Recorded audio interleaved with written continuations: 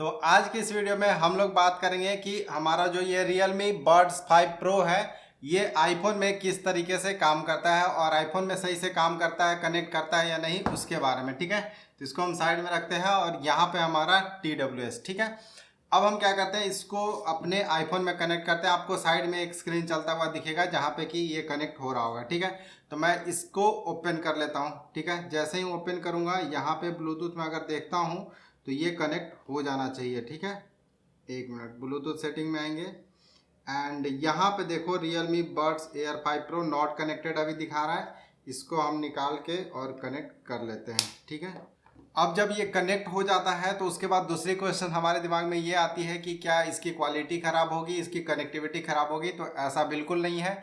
जो अगर हमारे पास हमने टेस्ट किया तो ये हमारे पास एक तो आईफोन हो गया और एक एंड्रॉयड हो गया। ठीक है, तो हमने दोनों में ही टेस्ट की कि कितना रेंज देता है। तो आप आराम से 2 BHK या 3 BHK घर में रहते हो तो कहीं पे भी किसी भी कॉर्नर में फ़ोन पड़ा होगा, दोनों ही फ़ोन मतलब एंड्रॉयड हो या आईफोन हो, दोनों ही आसानी से कनेक्ट हो जाता है। तो आईफोन में कहीं पे भी हमें कनेक्टिविटी की इशू देखने को नहीं मिली है। ठीक है, अब बात कर लेते हैं कि हमें इसको कनेक्ट कैसे करना है, उसके बारे में थोड़ा सा जान लेते हैं। तो देखो, ब्लूटूथ में जाके आप जैसे ही इसको ओपन करोगे तो आप ब्लूटूथ में जाके इसको सेट कर सकते हो। और अगर पहली बार एंड्रॉयड में कनेक्टेड हो तो यहाँ जो साइड में बटन दिया होता है ना, इस साइड के बटन को अगर आप प्रेस कर, पहले इसके फ्लैप को ओपन करके और मतलब डोर को, और यहाँ पे प्रेस करके जब हम रखते हैं ना 2-3 सेकंड के, तो यहाँ पे व्हाइट लाइट जलने लगता है। इससे पता चलता है कि ये पेयरिंग मोड में जा चुका है। जब एक बार पेयरिंग मोड में चला जाएगा तो फिर आप आसानी से अपने सर्च कर सकते हो ब्लूटूथ सेटिंग में जाके। एक बार जब आपने कनेक्ट कर लिया तो उसके बाद आपको क्या करना होगा, आपको ऐप स्टोर पे जाके Realme ऐप डाउनलोड करना पड़ेगा। ठीक है, और वहाँ पे ऐप डाउनलोड करने के बाद आपको साइन इन करना पड़ेगा या साइन अप करना पड़ेगा। यहाँ पे ये एक बहुत बड़ा ही मेरे को कॉन्स लगता है कि क्या ही इन्होंने रख रखा है। अब मैंने प्रोडक्ट खरीदा, मेरी मर्जी है साइन इन करूँ ना करूँ, लेकिन ये करवाते हैं। ठीक है, तो साइन इन करना पड़ेगा आपको, और साइन इन करने के लिए आपको अपना मोबाइल नंबर या ईमेल वगैरह देना होगा, जो कि मैं यहाँ साइड में दिखा दे रहा हूँ। ठीक है, मैंने दूसरे फ़ोन में करी थी, मैंने साइन अप दूसरे फ़ोन में किया था, यहाँ पे सिर्फ साइन इन कर लिया था। जैसे मैंने एंड्रॉयड में साइन अप कर लिया और यहाँ पे साइन इन कर लिया था। ठीक है, तो वो आपको साइड में दिख गया होगा। अब हम यहाँ पे जब एक बार ऐप को ओपन करेंगे तो पहले आपको पेयर डिवाइस करने के लिए आएगा और वहाँ पे आपको पेयरिंग कर लेना है। जब एक बार आपका पेयर्ड हो जाएगा तो यहाँ पे कुछ इस तरीके से इंटरफेस आएगा जहाँ पे कि आपको ओपन होके दिखेगा। ठीक है, जैसे ही आप ओपन करते हो अपने TWS के नाम पे, तो उसके बाद देखो यहाँ पे सबसे ऊपर नॉइज कंट्रोल की चीज़ें मिल जाती है। और नॉइज कंट्रोल के बाद ये सेम चीज़ें आपको एंड्रॉयड में भी मिलती है और यही सेम चीज़ें आपको आईफोन में भी मिलती है। तो कहीं भी आपके साथ भेदभाव नहीं होगा, सब कुछ सेम तरीके से मिलेगा। ठीक है, उसके बाद नीचे में आप देख सकते हो कि नॉइज कैंसिलेशन में हमें ऑप्शंस दिया हुआ है कि आप ज़्यादा रखना चाहते हो, कम रखना चाहते हो, मॉडरेट रखना चाहते हो, और प्लस एग्जांपल भी दिया हुआ कि कहाँ पे कौन सी सेटिंग आप चेंज कर सकते हो। बट इन ज़्यादातर लोग मैक्स पे सेट करके छोड़ देते हैं। ठीक है, उसके बाद smart D personalise noise cancellation,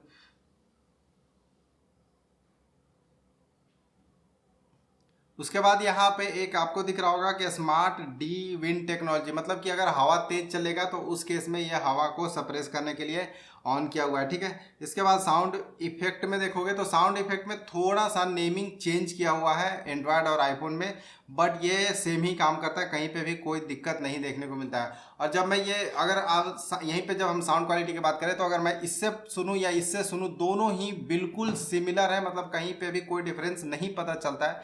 तो ऐसा नहीं है कि आप अगर आईफोन में यूज कर रहे हो तो आपको साउंड क्वालिटी से कुछ कॉम्प्रोमाइज़ करना पड़ेगा, ऐसा बिल्कुल भी नहीं है। ठीक है, तो यहाँ पे आपको अलग अलग साउंड इफेक्ट की चीज़ें मिल जाती है। आप कौन सी चीज़ों को ज़्यादा सुनना पसंद करते हो, आप बेस ज़्यादा सुनना पसंद करते हो, आप ज़्यादा ओरिजिनल साउंड को सुनना पसंद कर लो, तो वो ऑप्शन आपको दी हुई है। उसके बाद नीचे गोल्डन साउंड है। तो गोल्डन साउंड में क्या है कि ये आपके कान के स्ट्रक्चर को रीड करके बताता है। तो मतलब ये सेम चीज़ आईफोन में भी मिलता है, एंड्रॉयड में भी मिलता है। स्पेशल ऑडियो काम नहीं करता है, बस यहाँ पे है कि 360 डिग्री आपको सुनने को मिलेगा, बट हेड ट्रैकिंग वगैरह से करोगे तो ऐसा कुछ नहीं किया। आपने अगर फेस इधर कर लिया तो आपको लेफ्ट हैंड साइड से ज़्यादा आवाज़ आएगा क्योंकि सामने से आवाज़ आ रहा है, ऐसा नहीं होता इसमें। ठीक है, उसके बाद एलडैक का तो सपोर्ट नहीं होता है अपने आईफोन में, बट ये पता नहीं क्यों ये ऑन भी है और यहाँ पे हाई डेफिनेशन साउंड ऑन किया हुआ है। इसको मतलब काम नहीं करेगा, बस ठीक है ऑन है। उसके बाद बाकी जो फीचर है वो सब सेम है। यहाँ पे आप अगर बटन सेटिंग करना चाहते हो कि आप अपना डबल टैप करने से क्या हो, ट्रिपल टैप करने से क्या हो, तो यहाँ पे बटन सेटिंग है। और ऊपर में देखोगे तो लेफ्ट ईयरबड की सेटिंग है और नीचे वाली राइट ईयरबड की सेटिंग है। इसके अलावा यहाँ पे बटन सेटिंग के अलावा मोर में जाओगे तो इन ईयर डिटेक्शन है। अब देखो मैं आपको इन ईयर डिटेक्शन करके दिखाता हूँ। जैसे यहाँ पे ये गाना है, ठीक है, ये मैं गाना को, एक मिनट, ये मैं गाना को प्ले कर देता हूँ, ठीक है।